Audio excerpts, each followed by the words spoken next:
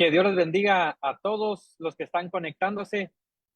Les quería decir buenas tardes, pero también les digo buenas tardes y buenas noches. Yo creo que he visto en el chat ahí que nos están saludando de Ecuador, de Uruguay, de Colombia, de Perú, pero también hay amigos que nos están saludando de Guatemala, de México. Así que, dependiendo su hora horaria, buenas tardes y buenas noches para otros. Es un gusto, de la verdad, poder estar aquí con ustedes. Les mando un fuerte abrazo a todos los que se están conectando. Ya en este momento, en los primeros minutos, tenemos a más de 200 personas conectadas al Zoom, así que esta es una de las grandes bendiciones que podemos tener, ya que gracias a Dios tenemos a más de 12 sociedades bíblicas, tanto de Norte, Centro y Suramérica, que nos unimos, ¿verdad? Para estar en un viernes tan hermoso como hoy, iniciando un mes de mucha bendición. En muchos países celebramos el Día de las Madres, así que es un día especial para ellas también. Así que si en su región, en su país, lo celebran, desde ya un fuerte abrazo a todas ellas, ¿verdad? Así que les celebramos también desde este inicio de mes, de mayo, un mes hermoso. También como ya le hemos compartido, la misión de las sociedades bíblicas alrededor del mundo es llevar la palabra de Dios, es difundir la palabra de Dios y lo hacemos a través de los proyectos de misión, traduciendo la palabra de Dios a toda lengua nativa, a toda lengua que hablemos en nuestra región. Así que damos gracias a Dios por ese trabajo tan espectacular que hacen las sociedades bíblicas para poder que más personas tengan su Biblia en el propio lenguaje, en el lenguaje de su corazón. Está por demás decirles, amigos, que esta va a ser una tarde, una noche de mucha bendición. Es un tiempo para estudiar, para analizar y que Dios nos dé ese entendimiento. Así que antes de presentar al profesor y el tema que vamos a dar hoy, quiero hacer una breve oración. Acompáñenme, por favor, para dedicar este tiempo. Padre, que estás en los cielos, te damos gracias por este día, por esta tarde. Sabemos que es un día lleno de bendición. Tu misericordia ha sido siempre buena, tu misericordia siempre será buena y hemos visto tus milagros hoy y siempre la veremos. Gracias por tus grandes bendiciones, mi Dios. Gracias porque sabemos de que tú tienes algo grande preparado para esta tarde, esta noche, Señor, y queremos que nuestro corazón esté dispuesto para entender y saber y aprender más de ti. Gracias te damos, Señor. Amén y amén. Bueno, quiero dar unas pequeñas instrucciones. Primero, por favor, de no encender sus micrófonos. Ahorita van a estar silenciados, pero les pedimos que lo mantengamos así para que podamos prestar toda la atención posible. Quiero también pedirles que coloquen su nombre en el chat y de dónde nos están sintonizando. Esto es muy importante porque al final de hoy vamos a seleccionar a algunos para que puedan ganarse un recurso bíblico. Así que coloquen su nombre y el país de donde nos están sintonizando. Eso va a ser muy importante. También ustedes van a encontrar a uno de nuestros hermanos de las sociedades bíblicas que se va a renombrar preguntas. Ahí está, preguntas Abraham. Si usted tiene una pregunta, porque creo que el tema es muy interesante, por favor, hágala directamente a nuestro hermano Abraham y aparece de esa forma, preguntas a Abraham, hágasela a él, por favor, y él va a estar haciendo y trasladando en su momento las preguntas al profesor. Esas son algunas de las instrucciones. Eh, por favor, también pongamos mucha atención, dispongámonos. Así que yo quiero presentar al doctor Sebastián Hernández, que nos va a estar hablando hoy acerca de Jesús, Pablo y Aristóteles, y va a tratar de un diálogo sobre ética. Así que es muy interesante. El doctor Sebastián, aparte de tener un doctorado en teología y ser teólogo de la Universidad Bolivariana de Colombia, también es profesor de educación y humanidades de programas teológicos. Así que creo yo que vamos a ser muy bendecidos y además es miembro de la Sociedad Iberoamericana de Antropología y Filosofía, CIAF, y tiene muchos más grados académicos, pero si no, yo voy a terminar de decírselos en toda la hora, pero es un privilegio para mí presentárselos desde Colombia al doctor Sebastián Hernández. Un privilegio tenerlo con usted, profesor. Le dejo el tiempo para que pueda enseñarnos en esta tarde. Perfecto, muchísimas gracias por la invitación, Josué, y los demás miembros también desde acá. No sé si de pronto Angie y los demás miembros que se contactaron conmigo puedan verlo en diferido. También les mando acá un abrazo y un saludo. Y para todas y para todos que están conectados también con nosotros en esta noche, en esta tarde, para, según el uso horario, para otros. Vamos a tratar, permítame, yo voy directamente al grano, voy a compartir pantalla y vamos a desarrollar este tema. ¿Se ve la pantalla que estoy compartiendo? Sí, se ve Perfecto. bien. Bien, el tema es un tema, pues puede ser provocativo para algunos, tal vez pueda ser un tanto extraño, e incluso puede molestar a algunos otros o algunas otras. Vamos a presentar en diálogo, a sentar algo así como una hipótesis, digamos, una especie de hipótesis, intentar hablar Aristóteles, que es un nombre de los nombres pesados en filosofía en general, a Jesús y a Pablo, y a dialogar sobre ética. Y es muy importante porque la ética es una de las disciplinas de la filosofía que, pues realmente yo siempre que puedo en mis cursos lo digo y acabo a insistir también en eso. La ética no tiene, es un discurso que no tiene retóricos, sino que tiene usuarios, ¿sí? La ética es para actuar. Y entraba también a comentar algo muy importante. Usualmente la concepción que se maneja en general sobre ética es una especie de juicios que se dirigen a la actitud o el comportamiento general de los otros. Y eso es un mal uso de la ética, porque eso realmente se llama chisme. Aquí en Colombia, no sé si en otros usos lingüísticos de nuestra hispanidad, en Iberoamérica, se utiliza también el término, pero eso es un chisme, o sea, cuando uno se pone a hablar, a juzgar, sea hablando, sea pensando, emitiendo juicios sobre el comportamiento de los demás, eso es un chisme. Eso no es otra cosa. La ética no va de chismes, la ética va desde el juicio, claro que ahí vamos bien, la intuición es correcta, pero es el juicio sobre los propios comportamientos, los comportamientos del sujeto que está haciendo ese juicio. Sí, es decir, el sujeto es el mismo objeto del juicio ético, por decirlo de alguna otra forma. Y eso se ve ya en la Biblia. O sea, ahí lo acabé de nombrar muy sencillo, como más o menos es la formulación kantiana de qué es la ética. ¿Sí?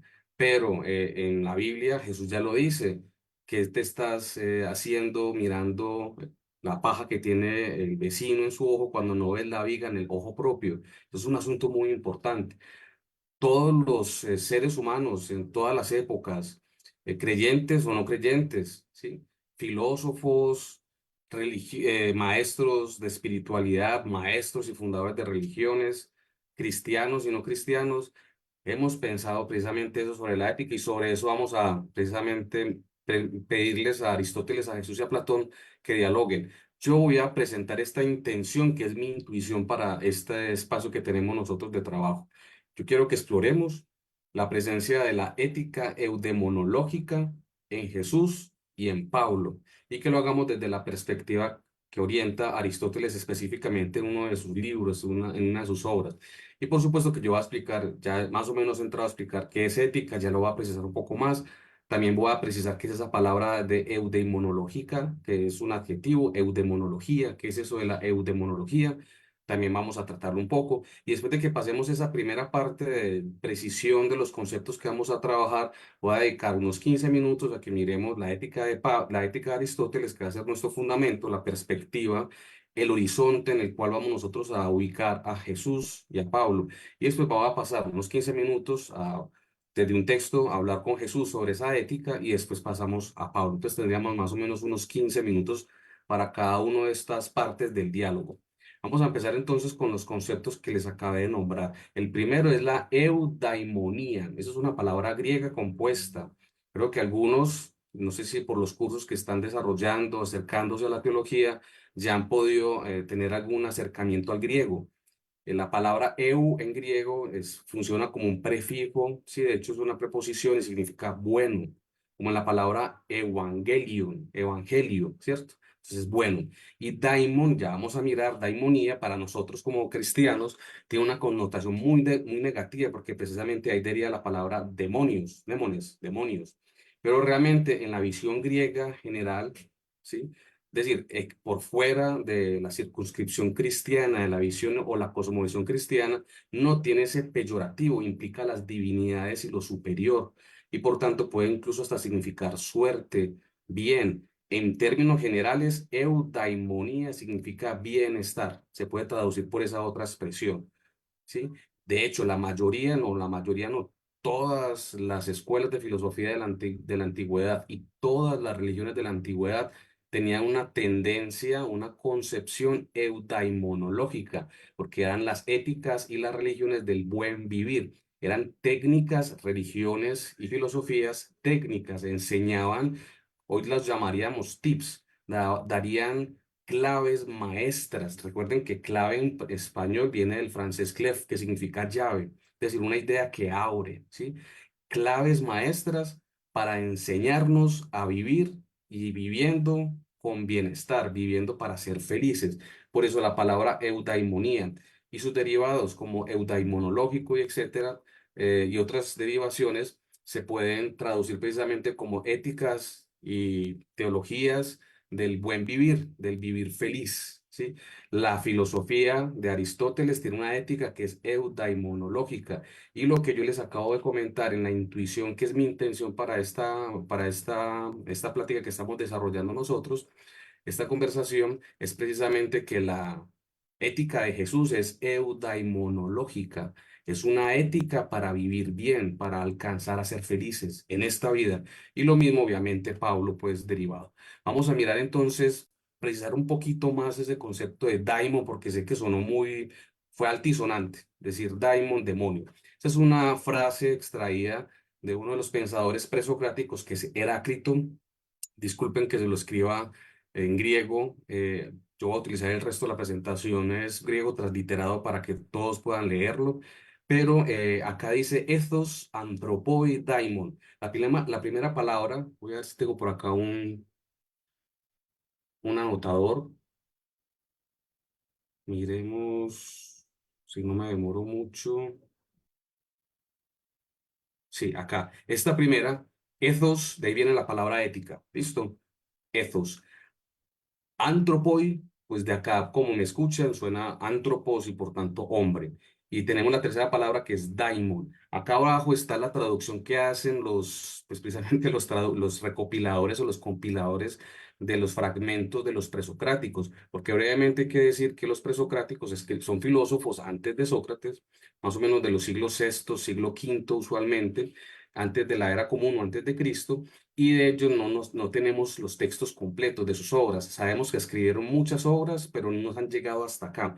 Nos llegan porque hay frases que resaltan y recogen otros autores posteriores, por ejemplo, Aristóteles, los discípulos de Aristóteles, Teofastro, entre otros, y muchos otros, incluso también padres de la iglesia, como Tertuliano, Clemente de Alejandría, y en sus textos, los textos de estos otros autores posteriores, pues podemos recoger fragmentos. Entonces, hay autores contemporáneos, estudiosos, especialmente estos dos Diels en Cranks, que aparece acá como Deca, que hacen ese esfuerzo de recuperar, recopilar, ¿sí? Una compilación de esos fragmentos y nos lo presentan. Y acá presenté la traducción que ellos hacen en su idioma original, pues que es el alemán, para que vamos ubicándonos nosotros con la traducción que vamos a hacer acá. ¿Listo? Bien, entonces acá, este ethos es ética.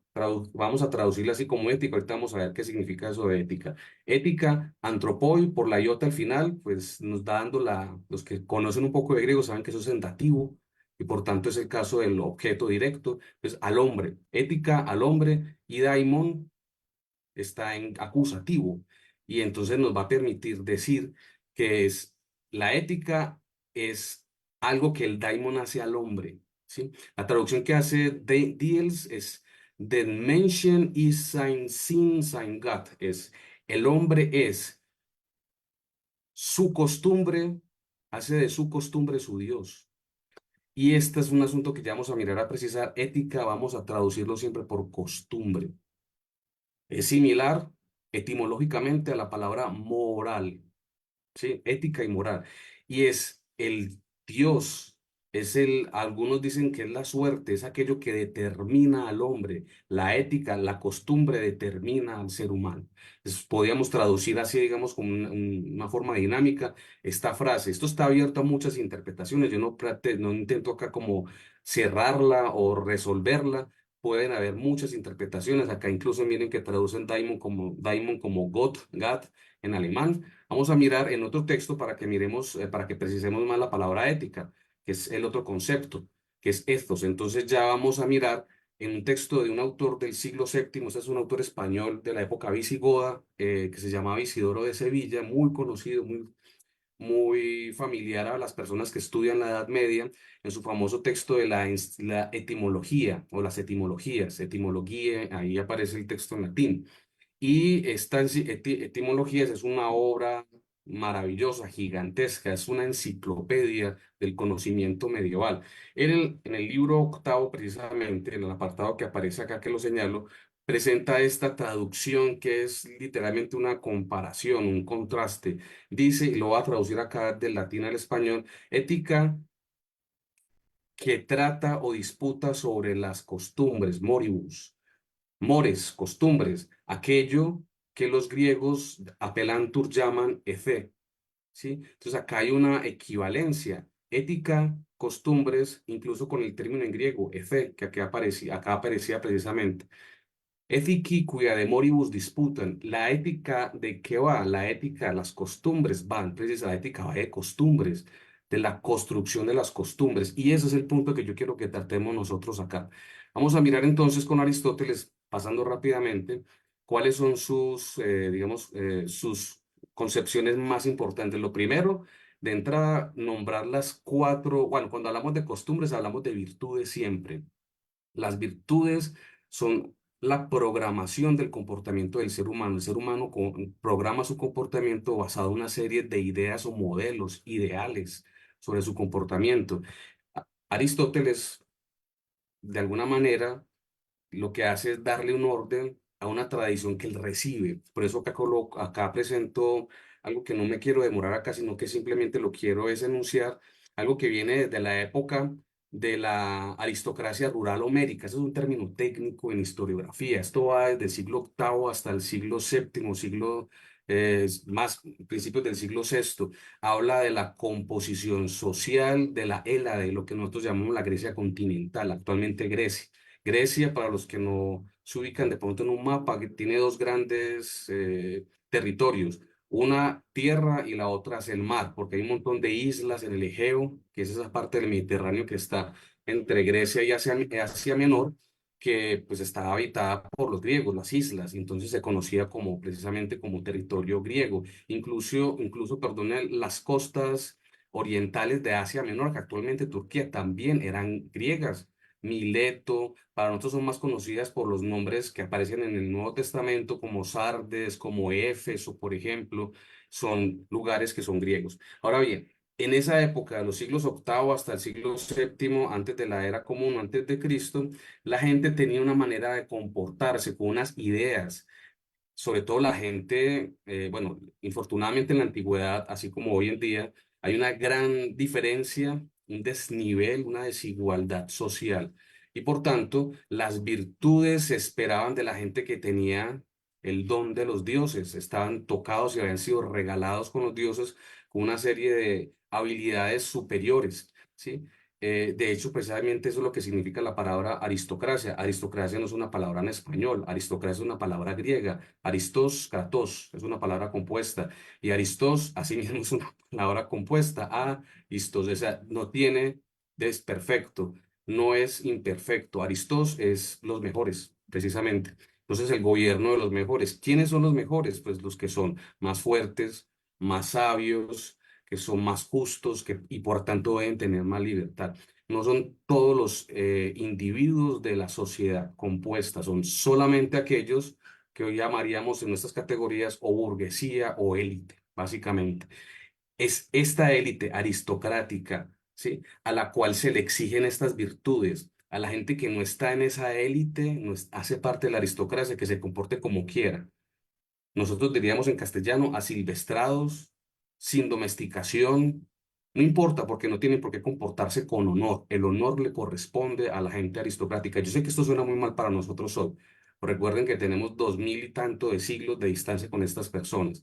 Para ellos era no, perfectamente normal que se le pidiera solamente a la aristocracia un comportamiento honroso, digno, ¿sí? De hecho, la gente que se descolocaba, es decir, la gente que no era de la aristocracia, que era de la servidumbre o que era del pueblo llano lato, que se comportaba con virtudes, se le decía que porque se estaba comportando de esa manera. Eso está en las tragedias griegas y nosotros tenemos una especie de reflejo cultural en nuestras telenovelas latinoamericanas. Yo no sé si ustedes pueden identificar esa escena en la cual la gente de la servidumbre de la casa, el término es muy grotesco, pues, para nosotros, que es los criados, porque un término muy bonito porque criados significa creados, ¿sí?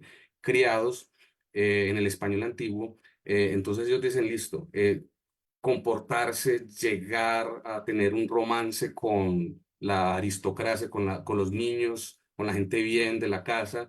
Entonces le decían que eso no estaba bien. Y recuerden cómo se lo decían según el guión, que creo que se repite de telenovela en telenovela. ¿Qué le pasa a usted? ¿Por qué se comporta de esa manera? Ubíquese, compórtese de acuerdo a su lugar.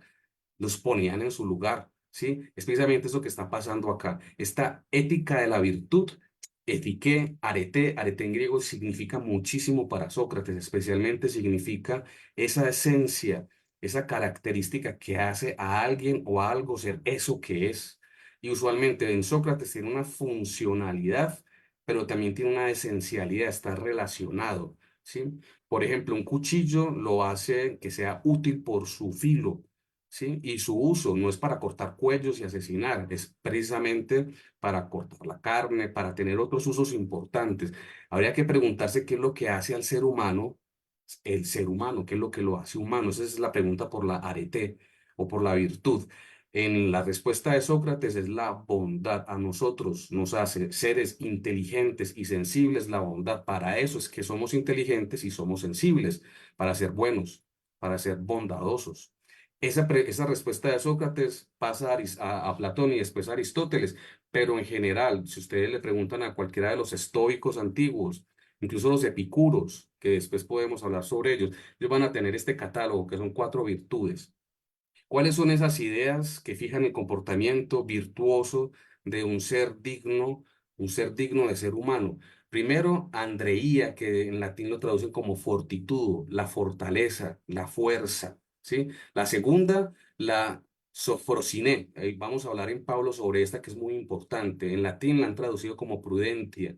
En español no significa tanto prudencia, es más bien un saber que es práctico y que me permite, porque es práctico, saberme comportar frente a algo, es decir, el saber que tengo tanto de un árbol para saber cómo me comporto frente a un árbol, como otro ser, los otros animales, otro ser humano que está frente a mí, por ejemplo, cómo me debo comportar ante mis mayores, ante, por ejemplo, las autoridades civiles y eclesiásticas, o religiosas de mi región, de mi ciudad. Esa es la sofrosine, cómo me debo comportar yo frente a mi papá o los mayores, cómo me debo comportar frente a los profesores, cómo me debo comportar frente a un igual. Ojo, y también muy importante, cómo me debo comportar ya frente a alguien que está por debajo de mí en la jerarquía estamentaria social. Esa es la sofrosiné. Ya van viendo que prudentia puede decir muchas cosas en latín para los romanos, pero para nosotros, digamos, como que nos tapa el significado. La tercera virtud es la dikaiosine, que nosotros la conocemos mucho en el Nuevo Testamento por la justicia, justitia. Y es además de saber cómo comportarme frente a alguien, cómo debo actuar frente a ese alguien, cómo debo juzgar al otro, sus acciones frente a mí. Y finalmente, la eleutería, la libertad. La libertad. Los griegos tenían 2 tipos de libertades. La libertad en la acción, que es la que estamos nombrando acá, que es la eleutería, y la libertad del pensar conectada con la libertad del hablar, ser libre para hablar y pensar, que se llama parresía en griego, ¿cierto? Bien. Vamos a ahora pasar, mira un texto rápidamente, ya entrando en Aristóteles, ¿qué entiende él por ética? Lo digo de una vez. Para Aristóteles, la ética es una técnica para crear ciudadanos, para crear animales, porque somos seres que tenemos instintos, como los otros animales, porque somos además seres que somos empáticos y eso nos hace precisamente lúdicos, ¿sí? Nos define muy bien como mamíferos, todos los mamíferos son lúdicos por completo. por completo. Entonces, son seres, la técnica que domestica precisamente a seres humanos para comportarse como ciudadanos. Eso es lo que es la ética. En Aristóteles, la ética es una técnica de construcción de un individuo como ciudadano. Por eso la ética en Aristóteles, especialmente la ética Nicómaco, está ensamblada con la política, que es otro libro de él. Tiene varios libros sobre ética, ¿sí? Eudemo y la Magna Ética, de hecho, la Magna Moralia. Pero este es un texto fundamental. Yo tengo un blog, por acá lo voy a dejar porque sobre esto hay que hablar muchísimo. Se llama Bitácora Bíblica y me extiendo un poco más sobre este tema. Al que o la que desee de pronto ampliarlo, se busca fácil en Google, en Internet, Bitácora Bíblica y aparece. Bien, el texto dice, bueno, estoy comentando acá precisamente lo que estoy diciendo acá. Entonces es para que, porque ¿cómo se construye una comunidad y qué es una comunidad? Pues una comunidad se construye educando individuo tras individuo, ¿sí? Con esta técnica que es una ética. ¿Para qué? Para que como comunidad podamos nosotros producir una eudaimonía, una comunidad del bienestar, para que podamos vivir felices. ¿Para qué son las ciudades? Pues en el diseño se supone antiguo. ¿Para qué son las ciudades? Las ciudades son, por decirlo así, de esta manera, máquinas que producen felicidad, bienestar. Vamos viendo nosotros desde ahí cómo están de mal diseñadas nuestras ciudades, lo que también está en nuestras ciudades. No podría preguntar la ciudad donde uno vive, donde se reside, si es que se reside en una ciudad, una comunidad rural también podría definirse como una ciudad en las categorías griegas. Nuestra comunidad rural, nuestra comunidad, nuestra ciudad, nuestra comunidad urbana, si realmente es una máquina que produce bienestar común o por el contrario tiene algún tipo de deficiencia y cómo se puede reparar. Vamos a ver el texto entonces. Yo voy a permitir leerlo y voy a pasar rápidamente a hacer un comentario sobre él porque creo que he comentado ya elementos que quería hablar sobre Aristóteles. Esto está tomado de la Ética de Nicómaco, el libro número 1. Este número largo es porque en la edición crítica que se hizo en el siglo XIX a cargo de Immanuel Becker, eh, se publica en dos grandes tomos y se numera, se pagina. Está la página en esa edición, la página 1094 A, es porque hay dos columnas, la primera columna de la izquierda es usualmente la A, la otra la B. Quiere decir que en la columna de la izquierda está en las líneas 1 al 15 el texto que vamos nosotros a citar. Esto lo digo a propósito de que esta es la forma usual, estándar, de citar los textos de, por ejemplo, Aristóteles también para Platón, porque tiene el mismo editor que es Immanuel Becker. Yo voy a utilizar acá la traducción de José Palí Bonet en la colección clásica Gredos, que es una muy buena colección, especialmente por la traducción. Dice así: todo arte y toda investigación, e igualmente toda acción y libre elección parece entender algún bien.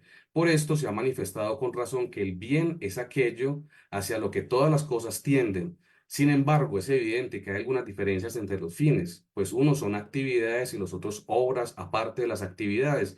En los casos en que hay algunos fines aparte de las acciones, las obras son naturalmente preferibles a las actividades. Pero como hay muchas acciones, artes y ciencias, muchos también son los fines, en efecto. El fin de la medicina, por ejemplo, es la salud. El de la construcción naval, pues obviamente construir navíos. Y el de la estrategia, pues ganar la victoria, las victorias militares. El de la economía, obviamente su fin es la riqueza. Pero cuántas de ellas estén subordinadas a una sola facultad, como la fabricación de frenos y todos los otros arreos de los caballos se subordinan a la equitación y a su vez esta y toda actividad guerrera se subordinan a la estrategia y del mismo modo otras artes se subordinan a otras diferentes. En todas ellas, los fines de las principales son preferibles a los de las subordinadas, ya que es con vistas a los primeros como se persiguen los segundos. Y no importa que los fines de las acciones sean las actividades mismas o algo diferente de ellas, como ocurre en las ciencias mencionadas. ¿Qué está diciendo acá Aristóteles rápidamente? Está diciendo que todas las disciplinas, todas las artes, todas las ciencias que existen están subordinadas. Hay una jerarquía. Y está diciendo que evidentemente, digamos, cabe como en desbordando que el fin o la meta o el objetivo de las ciencias más importantes, pues son las preferibles. ¿Qué está diciendo con esto? Que la política es más importante que la ética, porque el fin de la política es precisamente el bienestar hacia lo que la ética va. Eso es lo que está comentando él acá. Voy a volver a repetir hasta acá, esta primera parte, sobre todo por lo de tender algún bien. Dice, toda arte y toda investigación, igualmente toda acción. Arte en griego es tecné, y ahí viene la palabra técnica, ¿sí? Investigación, el griego utiliza la palabra métodos, el método, ¿sí? Y acción, praxis. Dice, toda arte y toda investigación, igualmente toda acción libre, parece entender algún bien. Por esto se ha manifestado con razón que el bien es aquello hacia la que todas las cosas tienden. Ojo con esto, que tanto la política como la ética deben tender al bien. ¿Cuál es el bien? La construcción del bienestar. Por eso digo que están ensamblados. Ténganlo muy presente.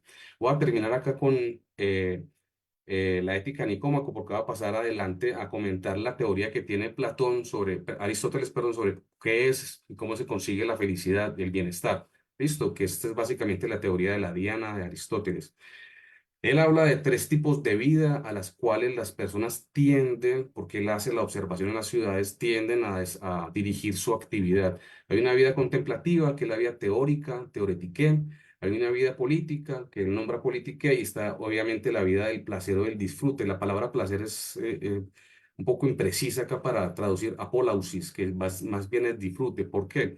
Porque el disfrute tiene que ver con lo que siente perdón, el placer tiene que ver con lo que siente el sujeto, es subjetivo.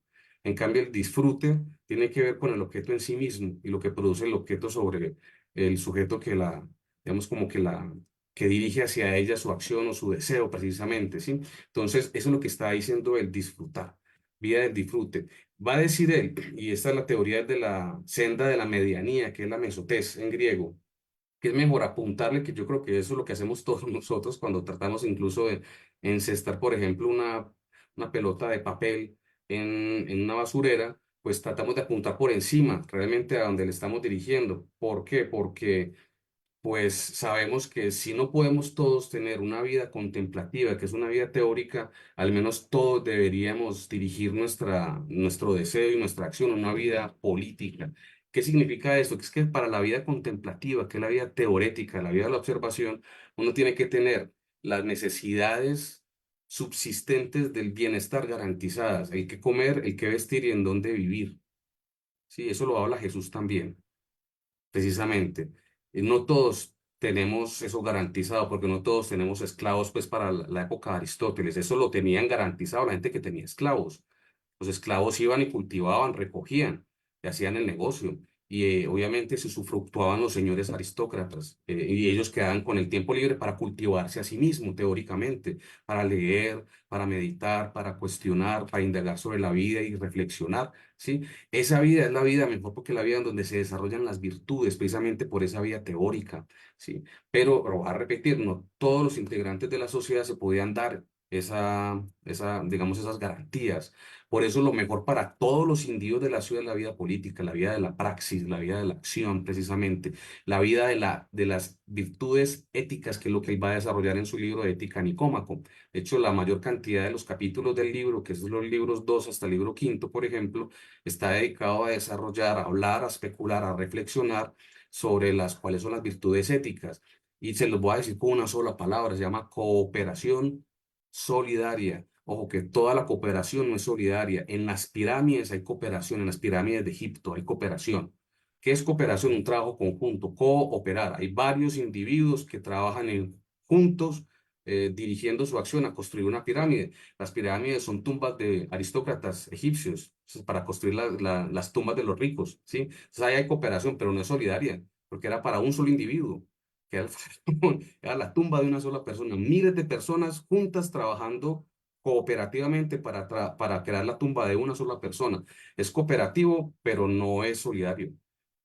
Qué bueno sería que todos trabajáramos conjuntos para beneficiarnos mutuamente los unos a los otros. Ahí está la diferencia con lo que es la cooperación solidaria. Y esto lo dice Aristóteles 400 años antes de Cristo. Eso lo va a decir Jesucristo y lo va a decir Platón. Y ese es el punto precisamente de esta clase, que podamos entender eso, que nosotros como creyentes, pero también los agnósticos o los creyentes de de otras religiones, podamos desarrollar en las ciudades una cooperación solidaria, que podamos ser hermanos y ser hermanos, y los hermanos en las casas cooperan solidariamente.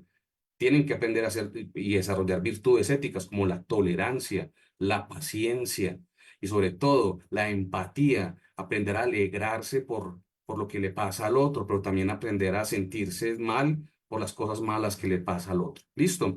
Vamos a pasar entonces ahora sí a la Biblia cristiana. Vamos a hablar rápido y la palabra ethos solamente aparece una vez en todo el Nuevo Testamento. Eso técnicamente se llama hapax legomenon, solo una aparición. En 1 Corintios 15:33. El buen lector y la buena lectora de la Biblia, la que lo tienen en la cabeza, registrándola, revisándola, van a decir, claro, solamente allá. Eso de que las malas compañías echan a perder las buenas costumbres, si se acuerdan, que es digamos, como la advertencia que hace al final Pablo. Eso es de Menandro, que es un comediógrafo del siglo IV, en un texto que no ha sido recuperado, que es el Thais, que es una comedia aparentemente de una especie como de mujerzuela. Digamos que el personaje central de la comedia era una mujerzuela. Yo no sé de qué iría la comedia que tendría esa admonición de que las malas costumbres echan a perder perdón, las malas amistades echan a perder las buenas costumbres. Pero esa es la única aparición de la palabra ethos en todo el Nuevo Testamento. En la Septuaginta, que es la Biblia griega, o la traducción pues, de la Biblia hebrea, aparece varias veces, especialmente, y qué novedad, obvio, va a aparecer en la literatura pues sapiencia, que los hebreos la llaman la literatura de la verdad, los libros de la verdad, Sefer Emer, Emet, precisamente, que es muy bello. El Sirácida en el prólogo y en otros apartados, y el cuarto libro de los Macabeos, que es un libro muy filosófico, que no está en el canon, precisamente, ¿sí? Que está como apócrifo de los textos judíos del Segundo Templo, que es un texto muy interesante también, de los más filosóficos. Con esta advertencia, entonces, ustedes me preguntarían, bueno, por fin, entonces ya se acabó la clase porque la palabra ética, que es la palabra central de la clase, no aparece en el Nuevo Testamento, sino solamente en 1 Corintios 15. No, ojo, la palabra no aparece, pero la idea sí, y acá se las voy a tener. Jesús también enseñaba, como un Aristóteles cristiano, Galileo además, enseñaba que la ética es una técnica. Voy a leerles un texto que se llama la regla de oro. Usualmente se conoce así en filosofía y en moral. Sí, la regla de oro. Se la encontramos a Jesús, dicha por Buda, por muchos filósofos, ¿cierto? Pero la forma de Jesús es la que vamos a estudiar acá. Técnicamente procede de la fuente Q. Este numerito es porque aparece mejor registrada en Lucas que en Mateo. Yo me voy a quedar con la versión de Mateo, ahorita les voy a explicar por qué. En Lucas aparece el capítulo 6:31. En Mateo aparece en el capítulo 7:12, en el Sermón en la Montaña. ¿Sí?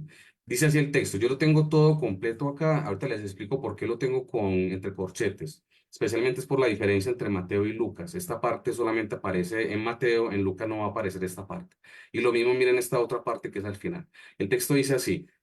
Así que todo cuanto deseen que les hagan los hombres, eso también hacedlo a ellos, ya que esto es la ley y los profetas.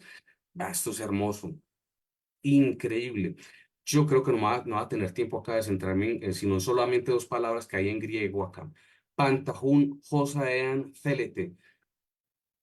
Célete, celeo es desear, ¿sí? Y poieo, poiete, es hacer. El primero está en imperativo, perdón, está en subjuntivo.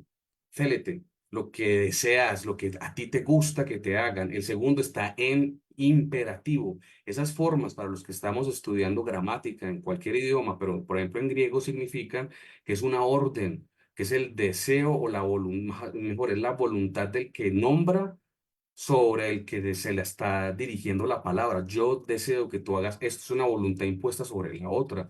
En este caso es Jesús diciendo eso, lo que a ustedes les gusta que la gente le hagan, pues, y se lo da como norma, eso háganle a los demás. Es una orden. Y miren esto tan bonito. Al final, ya que esto es la ley y los profetas, Jutos gar estin honomos kai ho profetai, lo que aparece acá que estoy señalando. Solamente dos veces en el Nuevo Testamento aparece esta codificación. Acá Jesús está haciendo una síntesis teológica. Esto es una clase de teología. Jesús era un exégeta. Él discutía en términos rabínicos de la jálaca, ¿no? Jesús era un maestro con jálaca, como cualquier rabino. Jesús era un rabino y está enseñando su jálaca. Está la síntesis de su jálaca. y la síntesis de su jálaca es la regla de oro. Hay una segunda vez, y solamente esa segunda vez que aparece su jálaca, que aparece en la versión de Mateo, es el capítulo 22 37 al 40. La versión original sería la de Marcos. Recuerden, por la crítica literaria, cuando se habla de las fuentes documentarias de los evangelios, se habla de las dos fuentes, Marcos y Q, aunque ahí se puede discutir mucho al respecto. Hay gente que trabaja con otras teorías.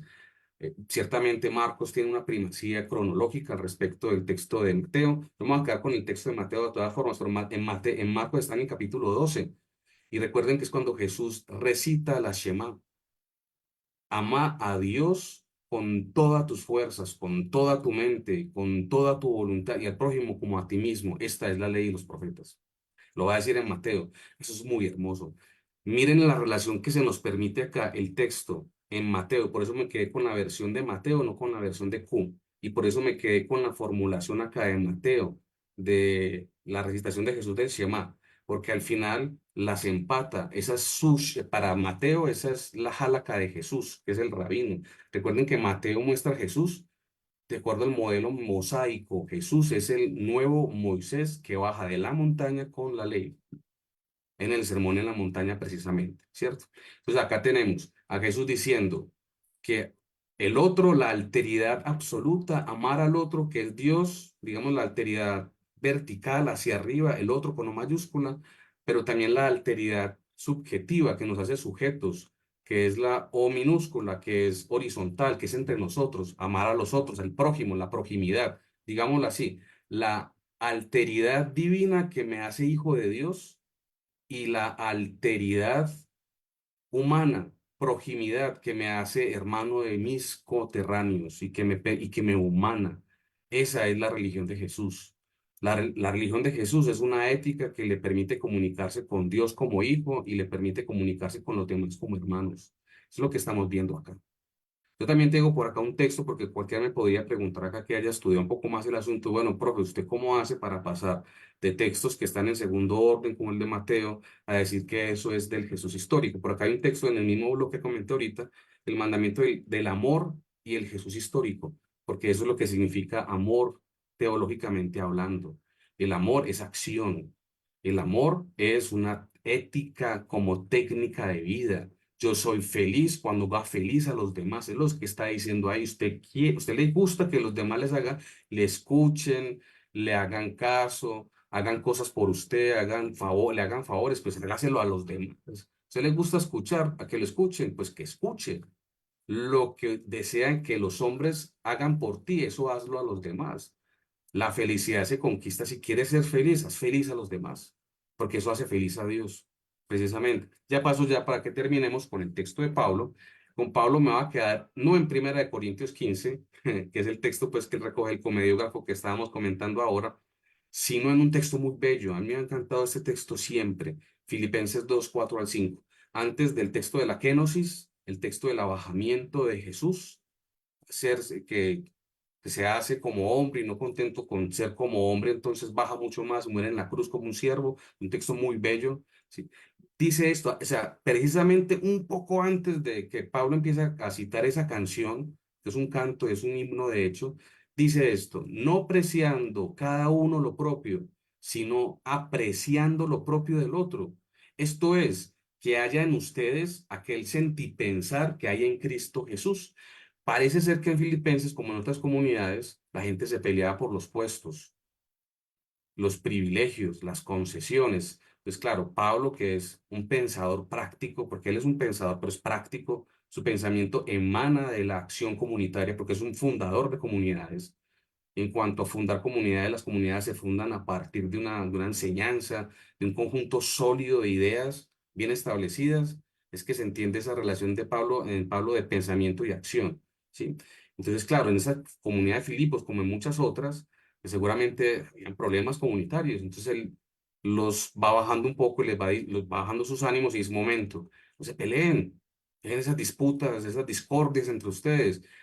Más bien, aprecien, y el término acá es muy interesante, escopontes, que es un participio y que viene del verbo escopeo, pues que significa considerar, pensar y especular, pero me interesa mucho por la raíz que tiene, que es una raíz del indoeuropeo, scop, que de hecho se configura como una metátesis de, o sea, como una intercalación de de las letras internas de la palabra, especialmente de la capa y, perdón, de la Q y la O, y acá de skep, scop, skep. Ese skep es el origen es la raíz de la palabra escépticos o skepsis, que es precisamente pensar, especular, skepsis, ser escéptico, de nuestro español escéptico. Entonces lo que está diciendo acá, apreciar, considerar, ¿sí? Pensar bien, o sea, no piensen bien de lo propio de ustedes mismos. El término para lo propio es gescates, gescanto de acá, como aparece.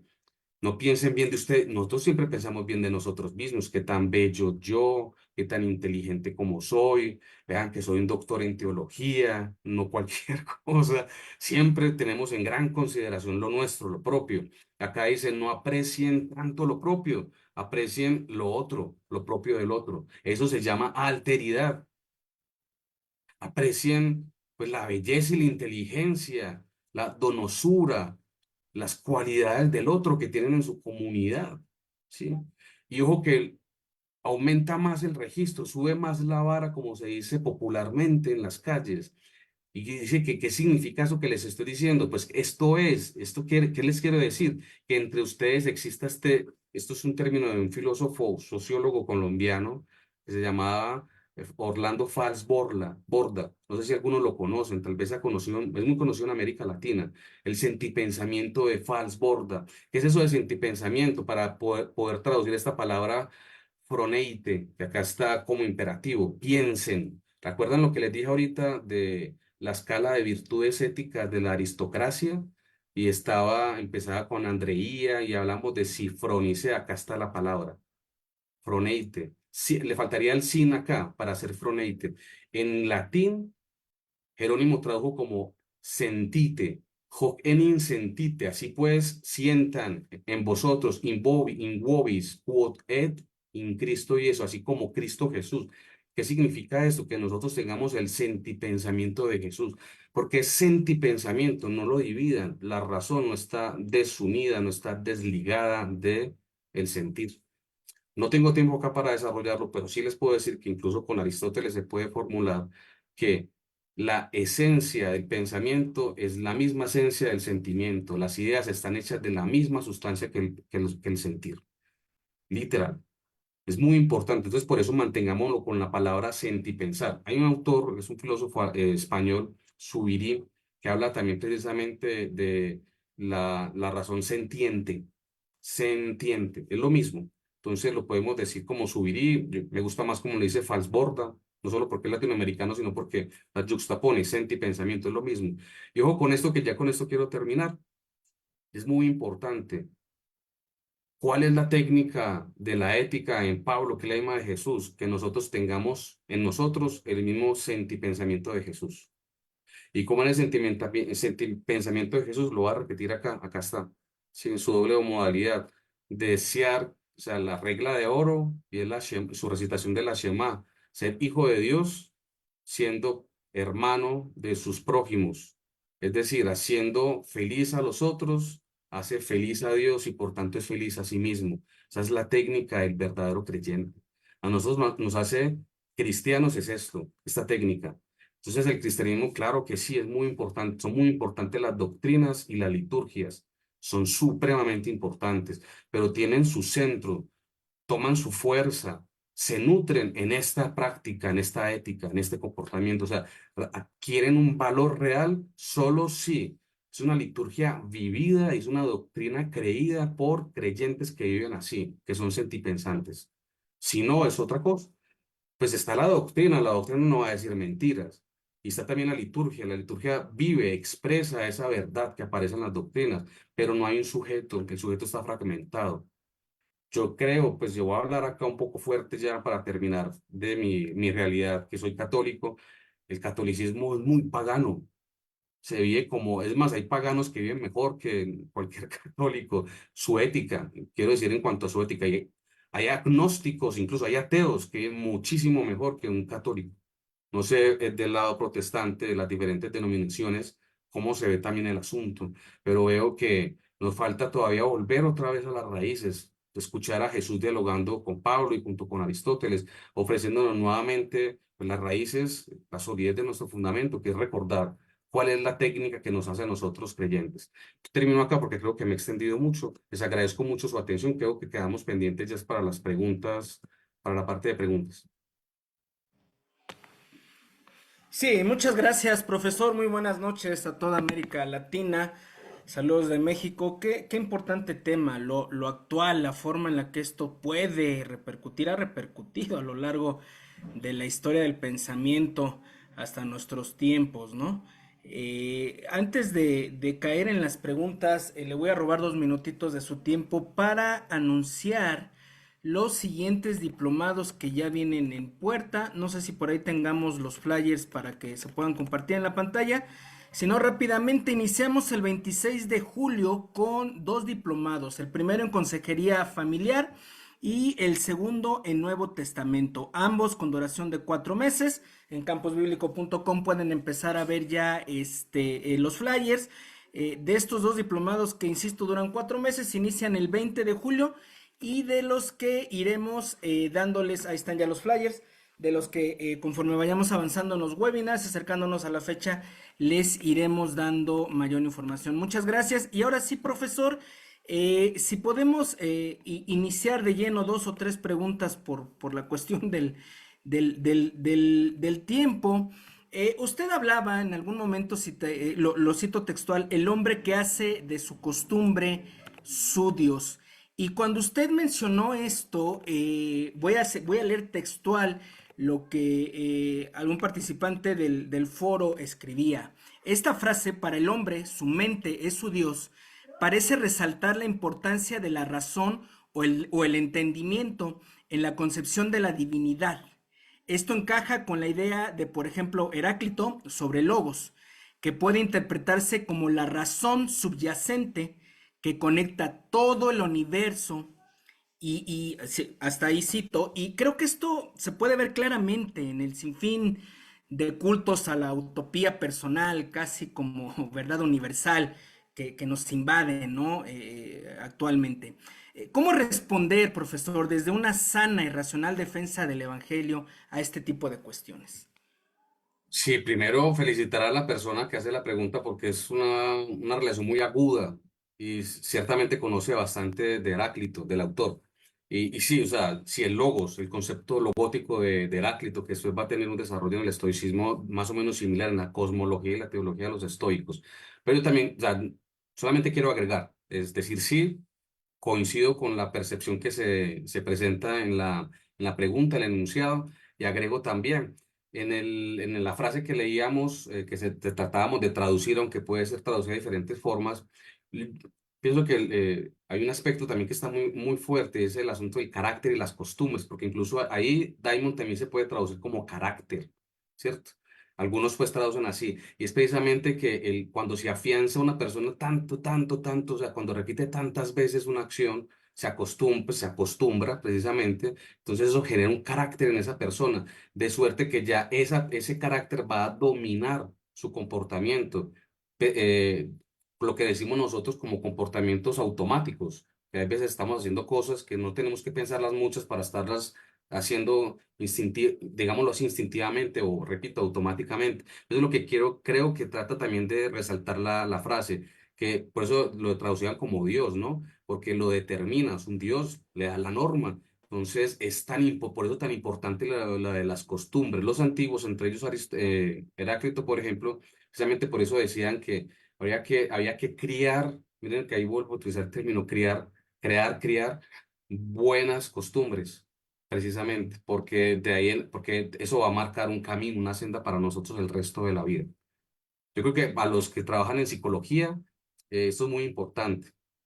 No solamente la etapa formativa de las personas, sino también en la reeducación, las etapas de reeducación. Listo, gracias, profesor. Voy a leer de nuevo textual, tal cual como me hacen llegar la pregunta. Eurípides escribe, si el daimon te procura el bien, ¿qué necesidad de amigos? En cuanto a la ética, se conecta mejor con la fundamentación de la metafísica de las costumbres de Kant, y más cuando hace su exégesis filosófica de Romanos. ¿Por qué no hacer entonces mal para que venga el bien o para que pueda venir el bien? ¿Qué responde ante esto la narrativa bíblica? Eso está muy buena esa pregunta, porque también está, digamos, como el pensamiento. Lo que pasa es que es jugar un pensamiento invertido. Si me permito incluso utilizar ese asunto de los invertidos de un filósofo francés como Derrida, por ejemplo. Sí, se podía jugar a ser especulativo, o sea, como en un juego de espejos, de portarme mal para tener buenas acciones. Los griegos entendían al daimon, los daimones, precisamente, como seres superiores intelectualmente, ¿sí? O sea, eran capaces de guiar a las personas precisamente por eso, eran habitantes de los bosques usualmente, se parece mucho a las hadas de la mitología celta, especialmente sajona y, bueno, sí, sajona en general.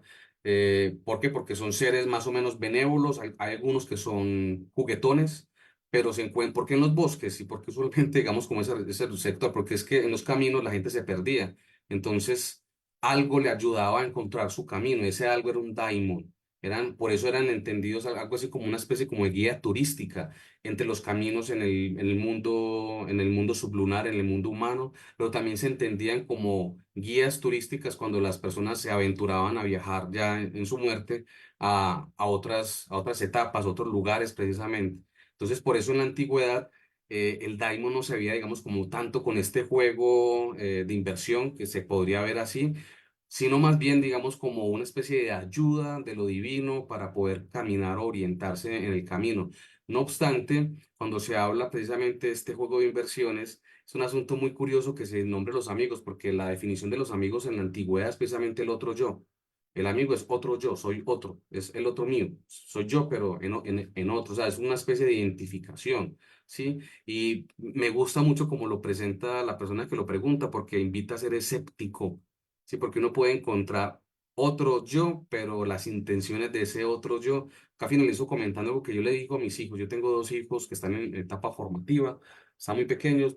Yo les digo siempre que tengan mucho cuidado, porque uno siempre va con intenciones. Es un aspecto muy importante de la ética. Las acciones nunca son no intencionadas, siempre están intencionadas. No siempre busca algo cuando está haciendo algo por otro o con otra persona. Siempre, siempre, siempre, siempre, o incluso uno mismo. Entonces uno tiene que sospechar de los demás, sospecha en un buen sentido de la palabra y sospecha de sí mismo, qué quiero yo con el otro, por qué estoy haciendo esto con esta persona, para uno hacer siempre el bien. Eso sí lo dice mucho, lo vamos a encontrar mucho en la Biblia, la especulación consigo mismo, o sea, ser suspicaz de las propias intenciones y las intenciones de los demás. Finalizo, por ejemplo, en el Antiguo Testamento, el libro de el Coelet, tiene una cosa hermosa en el capítulo tercero, cuando dice, por ejemplo, cuando un rico te invite a su mesa a comer, sospecha cuáles son sus intenciones, porque eso no es, algo quiere, ¿cierto? Entonces, por supuesto, la Biblia también enseña escepticismo, realmente. Qué interesante esto último, ¿eh? Da para mucho, definitivamente, el escepticismo, ¿no? Desde la narrativa bíblica. Por cuestiones de tiempo voy a tratar de unificar varias de las preguntas que me están llegando, en verdad son muchas, voy a tratar de alguna manera englobarlas en una sola. Eh, Leo textual de nuevo, Aristóteles describe las virtudes éticas como el justo medio entre dos extremos, mientras que el cristianismo enfatiza el amor y el servicio desinteresado como principios centrales. Desde un punto de vista cristiano, ¿cómo se puede reconciliar o relacionar estas virtudes aristotélicas con las virtudes cristianas, ¿no? Se cita a 1 Corintios 12, Pablo en Filipenses 2, ¿no? Donde se habla de la importancia de la cooperación solidaria, la unidad en el cuerpo de Cristo. Entonces, como estas enseñanzas sobre empatía, sobre solidaridad, sobre comunidad, pueden y deben aplicarse a los desafíos que hoy enfrentan nuestras iglesias y de qué manera este llamado al cuerpo de Cristo sigue siendo relevante para fomentar la colaboración mutua entre los creyentes y hacia afuera, hacia el mundo que sigue esperando respuesta. Muchas gracias, agradezco todas las preguntas porque realmente son muy buenas todas. Esta última la agradezco también porque me permite decir algo que no lo dije, pero estaba en las diapositivas, que alguno lo nombró, 1 Corintios del 12 al 14, capítulos 12 al 14. El cuerpo de Cristo, precisamente, el cuerpo de Cristo es una metáfora de los estoicos. es una figura para expresar, porque los cuerpos son diversos. Creo que todos nos quedamos con con la enseñanza que hizo Pablo. También lo decían los estoicos y en alguna manera también Aristóteles, de alguna manera, no así tal cual, no con la metáfora de cuerpo, pero hablar de el cuerpo es cooperativo porque son diferentes miembros, son diversos, los brazos son diversos, los pies, etcétera, pero cooperan de forma solidaria, o sea, asamblados, que sí realmente es el concepto de Aristóteles. Y ese es el punto central, precisamente, ¿sí? Ver la ciudad, por ejemplo, verla, para el caso de Pablo, es ver la iglesia como un cuerpo ensamblado, perdón, un cuerpo ensamblado. Somos diferentes y eso significa que hay que respetar la diferencia para que los brazos estén ensamblados en mi cuerpo, no tienen que ser piernas. No todo es piernas, no todo es brazos, no todo es ojos, no todo es cabeza, no todo es cerebro, no todo es corazón, no todo es boca, no todo es oído. Hay oídos, hay boca, hay ojos, hay brazos, hay piernas, hay también vísceras, precisamente, ¿sí? Eso es muy importante entender que todos tienen una función y que lo hacen precisamente porque están conectados y cooperan. Lo que hacen no es para sí mismos, sino también es para los demás. Es más. Hay que agregar, además, es que haciéndolo para los otros se benefician a sí mismos. Es recíproco, el concepto es reciprocidad. Cooperación solidaria en clave cristiana es recíproca. Y eso ya lo tenían como concepto para crear, ojo, era para crear ciudades, los griegos. Esa era la teoría que ellos tenían, porque es que las ciudades no son solamente murallas, son individuos viviendo conforme a una finalidad. ¿Sí? Y recuerden que la ciudad de Dios es también una polis que se edifica con hijos de Dios, o sea, con personas que crían costumbres cristianas. Las ciudades griegas, ahí están las ciudades, las grandes polis, la construcción de lo que es la democracia, que es muy importante, es un régimen político que va muy bien con esta estructura social que estamos comentando acá. Eso lo dice incluso también Aristóteles precisamente en su política, hablando, aunque él va a hablar de la monarquía, pero es un tipo de monarquía diferente. Entonces hablaríamos de democracias actualmente, ¿sí? Eh, pero más allá de la política, y hay que entender que lo social precisamente que está conforme a eso. Entonces, ¿cómo se anclan? Es que es el modelo, la imagen. Hay que preguntar más bien, utilizar ese modelo para hacer una crítica. Son nuestras iglesias, es decir, la comunidad en la que yo me congrego, la comunidad en la cual estoy inscrita denominacionalmente, es un cuerpo de Cristo. Para el caso del catolicismo, hay que decir que sigue siendo aquello que era en la Edad Media en algunos casos. El Corpus Christi hoy es una fecha en el calendario litúrgico de la Iglesia Católica, es en noviembre, muy bonita además, ¿sí?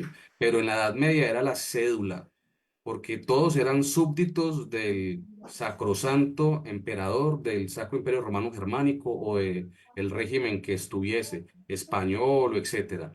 Y todos tenían que sacar su cédula como súbditos. Entonces, lo que es la cédula de nosotros, en vez de tener números, tenía precisamente la identidad de Corpus Christi, que éramos cristianos. La gente se bautizaba para ser súbditos de un emperador, precisamente para construir su identidad como súbditos de emperador. Infortunadamente, en muchas partes todavía, en algunas parroquias, en la Concepción en general, infortunadamente más multitudinario de lo que debería ser, muchos católicos y muchas católicas siguen pensando su adscripción con un apellido.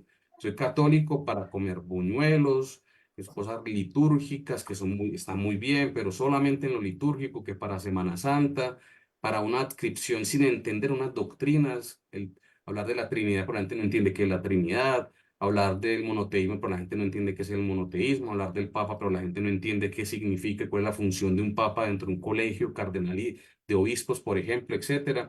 Hay veces pasa eso. Yo no sé si en otras denominaciones también cristianas pasa eso. Por eso digo que es muy bueno tomar el modelo de cuerpo de Cristo para hacer crítica, ser un elemento crítico para revisar realmente qué tan cooperativo, solidario, recíproco es la convivencia que tenemos en la comunidad. Listo, pues muchas gracias, profesor. Yo había dicho que solo 3 preguntas, pero en verdad están llegando muchísimas. Entonces, si me lo permite, abusando un poquito de su tiempo, me gustaría plantear una cuarta última. En verdad es muchísima la cantidad de preguntas que nos están llegando. Eh, esta pregunta versa en torno a la influencia de Aristóteles dice quien escribe a través de Tomás de Aquino, ¿no? Que es muy fuerte en el ámbito de la teología católica. Mientras que para los protestantes la influencia de Platón se ve a través de Agustín. Pregunta el participante, ¿qué tanto hay de discrepancia entre estas dos corrientes y qué tanto esta discrepancia o no ha afectado en la búsqueda de un diálogo interconfesional para la iglesia moderna? Sí, mucho. Y está muy bien dirigida, muy bien planteada la pregunta, muchísimo. Porque genera formamos diferentes sociedades, precisamente. Aunque hay que decir lo siguiente, que Aristóteles mismo se planteaba como un discípulo más de la escuela precisamente de Leidos, que es el término técnico para hablar de la teoría de la epistemología, la teoría del conocimiento de Platón, que nosotros la entendemos vulgarmente como el mundo de las ideas, pero él se adscribe como un discípulo, pero un discípulo con una definición propia sobre qué era precisamente esa concepción de su maestro. Y ese es el punto neurálgico en la diferencia entre lo que es Platón y Aristóteles. Aristóteles es un digno discípulo y continuador, superando al maestro, pues desde el punto de vista aristotélico. Lo que pasa es que, como dice las personas que están preguntando, la persona que pregunta, Aristóteles, perdón, Platón tiene mucha fuerza por su idea de Dios, que técnicamente se llama teología negativa, que aparece en el Timeo, que es el último de los diálogos de Platón. De hecho, es el último, sí, es el último diálogo, y es el diálogo que más influencia tuvo en toda la antigüedad. Sí, porque ahí aparece el demiurgo y aparece como un mito, porque es una narración mitológica de las ideas que ya Platón había presentado previamente en otros diálogos sobre cómo es la creación. Y la idea que tiene sobre Dios es un Dios que está alejado o no está conectado con la creación y por tanto es puro, la idea pura. Sí, el eidos puro precisamente, pero está relacionado de alguna forma por medio del demiurgo y por tanto está relacionado de alguna manera con la realidad sensible, ¿sí? En ese sentido, viene entonces la concepción sobre Dios, se dice teología negativa, es porque es la teología, bueno, lo que pasa es que en griego, para hablar de negación, se dice apófasis en griego, apofeimi, entonces se habla de la teología apofática, que es la teología de los místicos, ¿sí? La que dice que Dios es inenarrable, o inefable. Nadie lo había, de hecho, hay un texto en el Antiguo Testamento que es del libro del Ben Sira, que dice que a Dios nadie lo ha visto jamás, y el Evangelio de Juan lo repite. Sí, a Dios nadie lo ha visto jamás, excepto el que viene de su vientre. O sea, que Dios tiene vientre. Hay una, digamos, una antropomorfización y se muestra a Dios como madre, porque no es cualquier mujer, sino es una madre, porque es el vientre, el seno. Es Jesús que viene desde el seno. Y es un término muy bonito para lo que hace Jesús, que es exegetai, de la palabra exegeta, que es lo que hago yo, por ejemplo, que presumo hacer yo, que soy biblista. Los biblistas, y creo que acá cae muy bien en las sociedades bíblicas, los biblistas somos traductores, intérpretes. Jesús es el intérprete del Padre. Es muy bonito eso, ¿sí? Entonces, claro, a Dios lo conocemos, pero por mediaciones. Entonces viene precisamente esa teología analógica, la teología de la analogía por analogías, porque a Dios directamente no. Esa es, digamos, como la mayor influencia de Aristóteles, de Platón, perdón, por medio de las teorías que tenemos nosotros sobre cómo conocemos, o cómo podemos conocer y las ideas que podemos crear por la naturaleza que tenemos, ¿sí? Y evidentemente una de las ideas más importantes, o uno de los conocimientos más importantes, es precisamente el conocimiento y la experiencia de Dios. Y ahí se diferencia de Aristóteles, porque en Aristóteles es el motor inmóvil, que es la concepción que tiene de la divinidad, que realmente la tiene. Es muy diferente, digamos, es diferente en cuanto que no la nombra como una apófasis, que es una negación, sino que la definiría como una catáfasis, que es la palabra en griego para decir afirmación, kata o kata, feimi, decir según, pues para traducirlo literalmente, catáfasis, que es la teología que nosotros hacemos, católica, protestante, es una teología de manuales. ¿Por qué? Porque se genera una proposición que después se puede falsear, que es la famosa construcción silogística de la lógica de Aristóteles. De hecho, la lógica en Aristóteles es toda una construcción epistemológica a partir de afirmaciones. O sea, es catafática, netamente. Y por supuesto, lo que él va a decir sobre Dios, que lo habla en su libro de Metafísica, precisamente, es es catafático, o sea, es demostrativo a Dios. Por eso es que Santo Tomás va a terminar hablando junto con la tradición de las 5 vías de la demostración de la existencia de Dios. Por ejemplo, entonces miren que con Platón se va hacia una visión mística de contemplación y de experiencia del silencio del interior, y con Aristóteles una visión científica.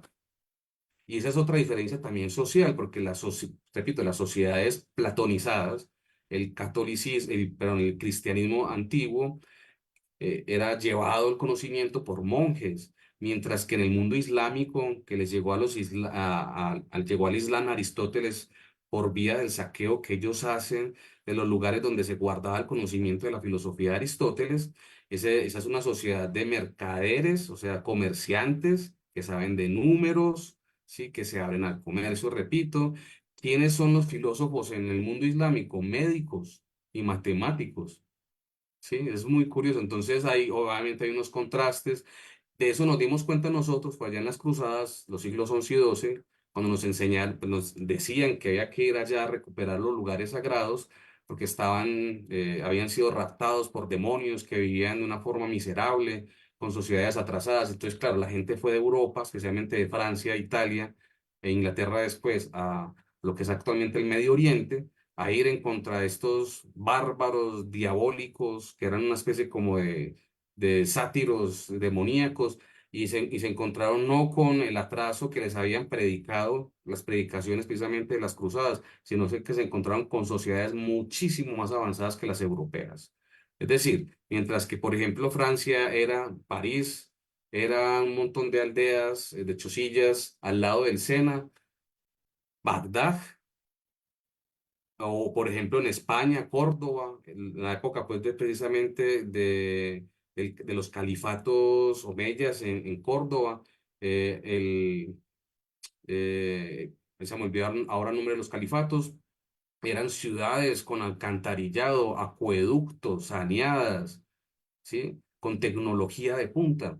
Y o sea, tenían mercados, estaban abiertos al mundo, estaban conectados con China precisamente por vía del mercado, a través de la India. Entonces, claro que incluso hasta a nivel social, político, hay una gran diferencia, impresionante diferencia entre lo que hizo la influencia aristotélica por un lado y lo que hizo después la influencia platónica por otro.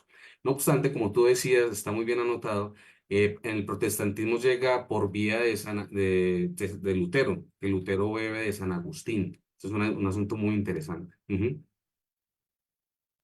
Muy bien, pues profesor, muchísimas gracias en verdad. Un tiempo, una conversación bastante edificante y desafiante desde la confraternidad y en nombre de los 16, 17 países que participamos en este proyecto. Le abrazamos, rogamos al buen Señor por su vida, por su ministerio y como siempre decimos, que no sea la última ocasión en la que está entre nosotros. Muchas gracias, profesor. Fraternal abrazo. Vamos ya a los anuncios finales, estamos ya por terminar. Solamente mencionarles el webinar de la próxima semana, mayo 10. El profesor César Morales nos estará hablando de la vida del liceo. 6 de la tarde para Costa Rica, Guatemala, Nicaragua, México y Honduras. 7 de la noche para Colombia, Cuba, Miami, Ecuador, Panamá y Perú. 8 de la noche para República Dominicana, Bolivia y Venezuela. Y 9 de la noche para Uruguay, Paraguay, Brasil y Chile. En el transcurso de la semana, en las redes sociales de las diferentes sociedades bíblicas estarán viendo el banner.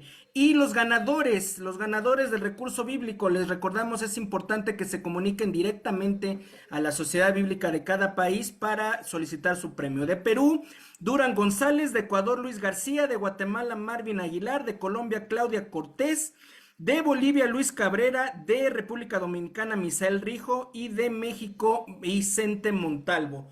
Por favor, comuníquense con nosotros y saludos, ahí ya alguien saludó, y con mucho gusto les estaremos indicando cómo recibir su premio. Concluimos nuestra jornada con oración en unidad. Me acompañan, por favor. Gracias, Padre del cielo, tu misericordia nos alcanza, nos desafía, nos inspira, Señor. Nos lleva a un nivel de entendimiento racional, objetivo, que tiene como fin definitivamente no solamente el bien personal, sino el bien común, Señor. Buscar verdaderamente ser luces, ser lumbreras en los contextos en los que nos desarrollamos, Padre. Y por ello te damos gracias por este tiempo, rogándote que tu dulce espíritu siga siendo con cada uno de nosotros, Señor, en las actividades del fin de semana, que tu iglesia a través de este ejercicio sea edificada y pueda llevar tu verdad desde diferentes ángulos a las sociedades en las que sirve. Con acción de gracias en tu nombre culminamos esta reunión. Amén. Les invitamos ya nada más, por favor, hermanos, abran cámaras y micrófonos, queremos saludarle. Si gusta alguien saludar al profesor Juan Esteban, es el momento. Muchas gracias, que el Señor nos bendiga y hasta la próxima semana. Gracias, muchas gracias. Saludos desde Montería, Colombia. Muchos saludos desde Perú y Saludos desde Colombia. Saludos desde Bogotá, Colombia. Saludos, bendiciones. Saludos a todos, bendiciones. Gracias. Colombia. Gracias.